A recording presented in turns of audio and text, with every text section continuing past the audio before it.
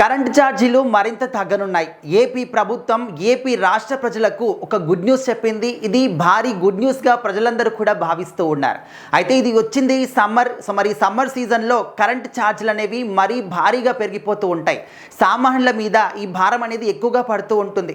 వాళ్ళు పెట్టేది ఒకే ఫ్యాన్ అయినప్పటికీ కూడా దానికి వచ్చేటటువంటి ఖర్చు అనేది మూడింతలుగా కనిపిస్తుంది.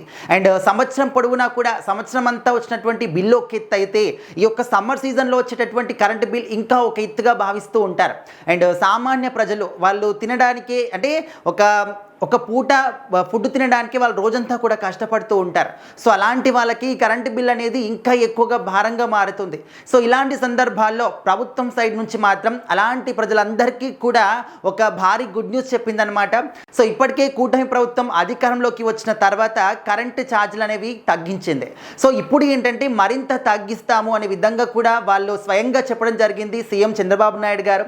అండ్ దాంతోపాటు ఇల్లు ఎవరికైతే మంజూరు అవుతాయో వాళ్ళందరికీ కూడా తొందరలోనే అండ్ గృహప్రవేశాలు చేసే విధంగా కూడా మేము అందుబాటులోకి తీసుకొస్తున్నాం, కార్యాచరణ అంతా కూడా సిద్ధం చేశామన్న విధంగా కూడా చెప్తూ ఉన్నారు.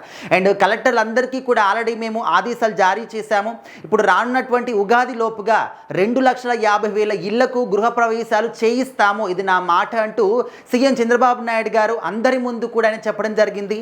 అండ్ అదేవిధంగా ప్రతి ఒక్కరు కూడా ప్రభుత్వ పథకాలు అమల్లోకి వచ్చిన తర్వాత అవన్నీ కూడా ప్రజల వరకు చేరుతున్నాయా లేదా, మధ్యలోని ఆగిపోతున్నాయా అనే విషయం పట్ల కూడా ఎవరు కూడా పట్టించుకోరు. కానీ సీఎం చంద్రబాబు నాయుడు గారు ఆ విధంగా కాకుండా క్షేత్రస్థాయిలో వెళ్ళి ప్రతి ఒక్క కలెక్టర్ కూడా ఇస్తున్నటువంటి అన్ని పథకాలు అందరికీ అమల్లోకి వస్తున్నాయా లేదా, అందరికీ అందుతున్నాయా లేదా, మధ్యలో ఎవరైనా వాటిని మింగేస్తున్నారా, సో ఇలాంటి వాటన్నిటి మీద కూడా దృష్టి పెట్టి ఎవరికైతే అందట్లేదో వాళ్ళకి వెంటనే అందే విధంగా మీరు చెయ్యండి. అండ్ ఎవరైతే మధ్యలో కొంచెం వెసులుబాటు లేకుండా వాళ్ళకి ఇవ్వకుండా మధ్యలో ఉన్నటువంటి వాళ్ళే వాటిని మింగేస్తున్నట్టు తెలిస్తే వాళ్ళ మీద వెంటనే యాక్షన్ కూడా తీసుకోండి అని చెప్పేసి జిల్లాల వారీగా ప్రతి ఒక్క కలెక్టర్కి కూడా ఆదేశాలు జారీ చేశారు సీఎం చంద్రబాబు నాయుడు గారు.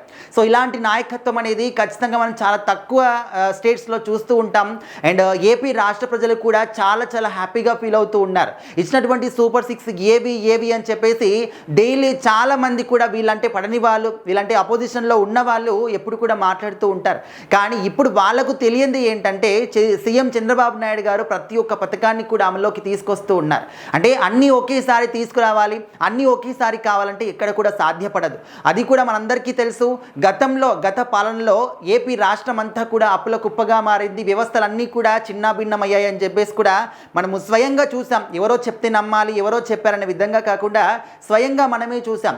సో అలాంటి రాష్ట్రాన్ని ఒక గాడిలోకి తీసుకొచ్చి అన్నీ ఒకేసారి చేయాలంటే సాధ్యపడదు. ఒక్కొక్క పనిని సవ్యంగా చేస్తూ సో మరి గాడి తప్పినటువంటి వ్యవస్థలన్నింటినీ కూడా ఒక లైన్లోకి తీసుకొచ్చి సవ్యంగా ముందుకు నడపాలంటే ఖచ్చితంగా కొంచెం సమయం పడుతుంది. అండ్ అప్పుల కుప్పగా ఉన్నటువంటి రాష్ట్రాన్ని అప్పులన్నీ ఒకవైపు తీరుస్తూ అదేవిధంగా ఇచ్చినటువంటి హామీలు నెరవేర్చాలంటే అది కూడా సాధ్యపడదు. కాబట్టి ఒక్కొక్కటిగా చేస్తూ ఉన్నారు.